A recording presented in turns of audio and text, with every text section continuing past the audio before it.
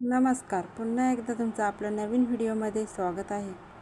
आज मी तुमच्याबरोबर चौकोनी गळ्यावर सुंदर अशी ब्लाऊज डिझाईन शेअर करणार आहे। त्यासाठी हा व्हिडिओ शेवटपर्यंत बघा। तर आपण पाठीचा भाग कट करून घेतलेला आहे आणि आता मी टाकत आहे गळ्याचे माप। गळा रुंदी आहे 2.5 इंच आणि खालच्या साईडने घेतलेला आहे 3 इंच। पद्धतीने माप टाकून घेतल्याच्या नंतर आपण एक बॉक्स तयार करणार आहोत। आपल्याला चौकोनी गळाच कट करायचा आहे, त्यामुळे दुसरा आकार आपण देणार नाही। तर हा चौकोनी गळा आपण आता कटिंग करून घेणार आहोत। तर अशा पद्धतीने मी अस्तरवर गळा कटिंग करून घेतलेला आहे।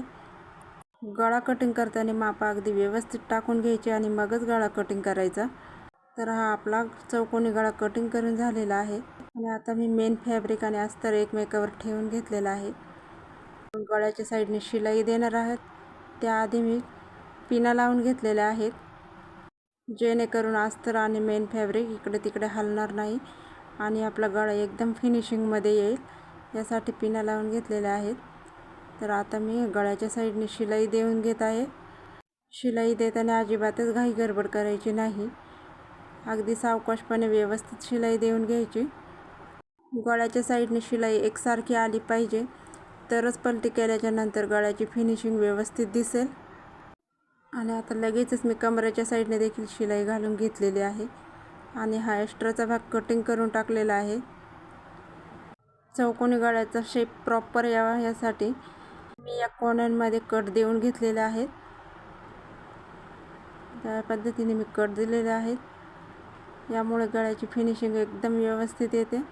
आणि आता मी हा ब्लाऊज पलटी करून घेतलेला आहे। नेहमीप्रमाणे गळ्याला वरून दाबटीप देऊन घेणार आहोत। तर या पद्धतीने मी दाबटीप देऊन घेते। दाबटीप देताना अस्तरचा कपडा बाहेर येणार नाही याची काळजी घ्यायची। तर या पद्धतीने मी संपूर्ण गळ्याला दाबटीप देऊन घेणार आहे। चौकोनी गळ्याचे कोने प्रॉपर निघतील या पद्धतीने दाब फिरवून घ्यायचा आणि अशी आपली दाबटीप देऊन झालेली आहे। कमरेच्या साईडने देखील मी दाबटीप देऊन घेतलेली आहे। आता मी साईडने अस्तर जोडून घेत आहे।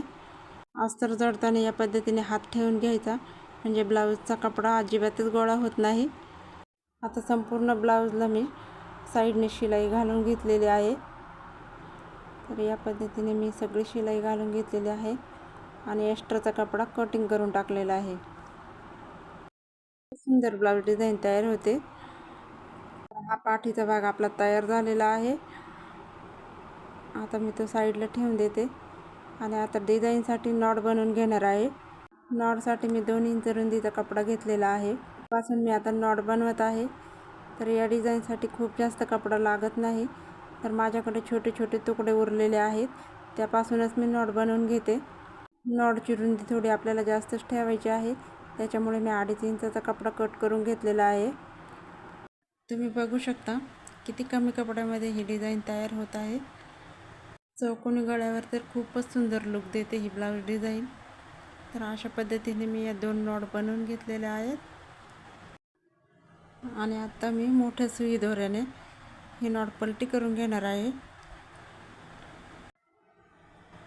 हा एक्स्ट्राचा कपडा कटिंग करते आणि याच्यामध्ये मी सुई अडकवून घेणार आहे आणि आपण नॉट जशी पलटी करतो त्याच पद्धतीने ही पलटी करून घ्यायची आहे। नॉटची रुंदी जास्त असल्यामुळे ही लवकर पलटी होते, अगदी सहज पलटी झालेली आहे। हे बघा, याच पद्धतीने मी दुसरी नॉट पलटी करून घेतलेली आहे। आता या नॉटचे मी 2.5 इंचाचे तुकडे करून घेणार आहे, अगदी टेपने मोजून। तर हे बघा, हे संपूर्ण नॉटचे मी याच पद्धतीने तुकडे करून घेणार आहे। खूप सुंदर ब्लाऊज डिझाईन तयार होते, तर मैत्रिणींनो तुम्ही एकदा नक्की ट्राय करून बघा। तर या पद्धतीने संपूर्ण नॉटचे मी या पद्धतीने तुकडे करून घेतलेले आहेत आणि आता या नॉटला मध्ये मी गाठ देऊन घेणार आहे। तर छोट्या सुई दोऱ्याच्या मदतीने मी या नॉटला या पद्धतीने गाठ देत आहे। व्हिडिओमध्ये दाखवल्याप्रमाणे अशी गाठ देऊन घ्यायची। तर संपूर्ण नॉटच्या तुकड्यांना मी या पद्धतीने गाठ देऊन घेणार आहे। तर हे बघा, या पद्धतीने मी गाठ देत आहे। यापासूनच आपण डिझाईन तयार करणार आहोत। अशा पद्धतीने हे सगळे नॉटचे तुकडे मी तयार करून घेतलेले आहेत आणि आता आपण डिझाईन बनवणार आहोत. तर हा पाठीचा भाग घ्यायचा, या पद्धतीने पाठीचा भाग ठेवून घ्यायचा आणि एक पेपरचा तुकडा घ्यायचा. अशा पद्धतीने हा पेपरचा तुकडा ठेवायचा. आपली गळ्याची रुंदी जेवढी आहे तेवढी मार्किंग करून घ्यायची. तर या पद्धतीने मी पेनने मार्किंग केलेले आहे. पाठीच्या भागाची रुंदी आपल्या आवडीप्रमाणे घ्यायची.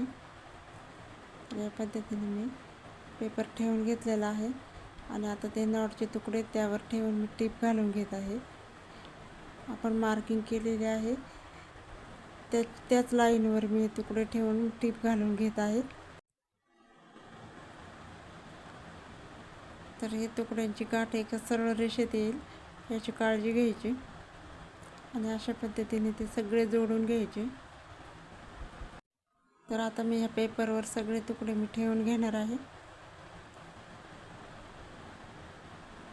मैत्रिणी, तुम्हाला जर माझा व्हिडिओ आवडला असेल तर एक लाईक करा, माझ्या चॅनलला सबस्क्राईब करा आणि आपल्या मैत्रिणींबरोबर शेअर करायला विसरू नका. तर असे सगळे तुकडे जोडून झालेले आहेत. तर वरच्या साईडने देखील मी शिलाई घालून घेणार आहे. या पद्धतीने मी नॉटचे तुकडे पेपरवर जोडून घेतलेले आहेत आणि आता हा एक्स्ट्राचा भाग आहे तो कटिंग करून टाकत आहे. दोन्ही साईडने एकसारखं करून घ्यायचं. तर आता आपल्याला घ्यायची आहे पायपिंग करून. तर त्यासाठी मी 2 इंचाचा कपडा घेणार आहे, कारण आपल्याला पायपिंग थोडी जाड करायची आहे, त्यामुळे मी 2 इंचाचा कपडा कटिंग करून घेतलेला आहे. आता हा भाग उलटा ठेवायचा आणि त्याला ही पायपिंगची पट्टी जोडून घ्यायची.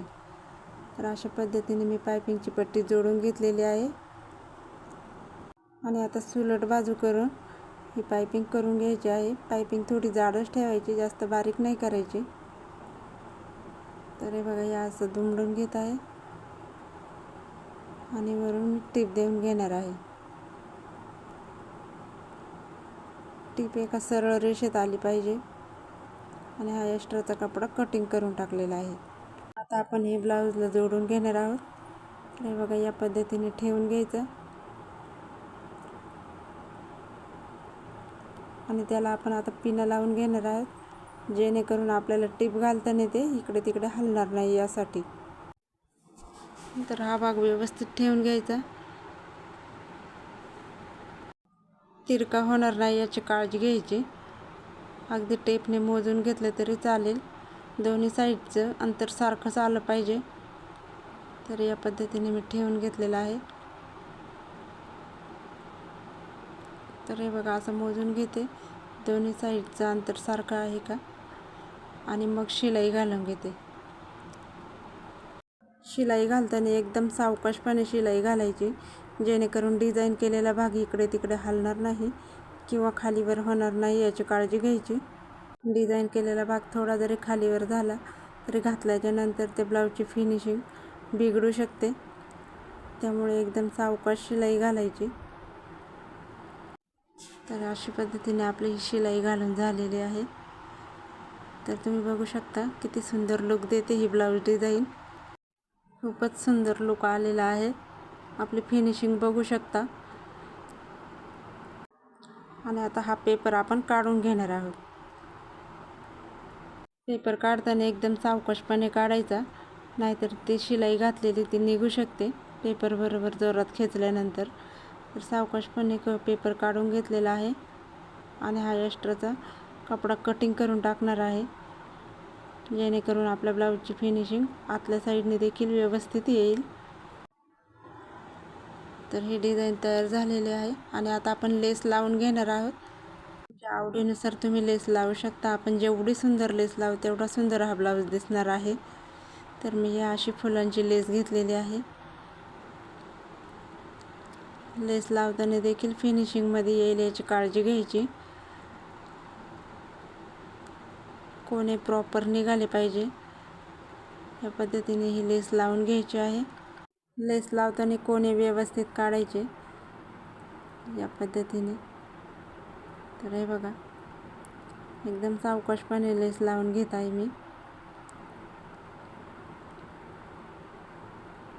तर आपल्या लेस लावून झालेली आहे आणि आता लेसला डबल शिलाई घालायची, त्यामुळे फिनिशिंग व्यवस्थित येते आणि लेस ही पॅक बसते. आणि आता आपण पाठीमागचे टक्स टाकून घेणार आहोत. पाठीमागचे टक्स टाकताना एक काळजी घ्यायची का हा पाठीचा टक्स आहे तो आपल्या गळ्याच्या उंचीपेक्षा वर नाही गेला पाहिजे. या पद्धतीने मी हे टक्स टाकून घेतलेले आहेत आणि आता आपण या डिझाईनवर मणी लावून घेणार आहोत, त्यामुळे आपल्या डिझाईनचा लुक अजूनच सुंदर दिसेल. तर हे बघा, अशी मी मोती लावून घेत आहे. मणी लावल्याच्या नंतर ही डिझाईन अजूनच उठून दिसते, तुम्ही बघू शकता. मैत्रिणींनो, तुम्हाला ही ब्लाऊज डिझाईन कशी वाटली मला कमेंट करून नक्की सांगा. तर संपूर्ण डिझाईनला मी हे मणी लावून घेत आहे. मणी व्यवस्थित शिवून घ्यायचे.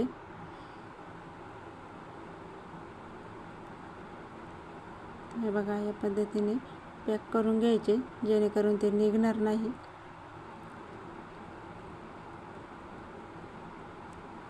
यानंतर तुम्हाला कोणती डिझाईन बघायला आवडेल मला कमेंट करून नक्की सांगा आणि तसा व्हिडिओ बनवण्याचा मी नक्की प्रयत्न करेल.